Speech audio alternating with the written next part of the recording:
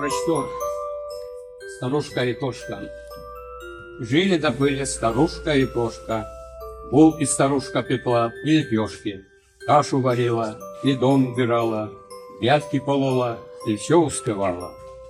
Кошка за мышкой бежала в подполье.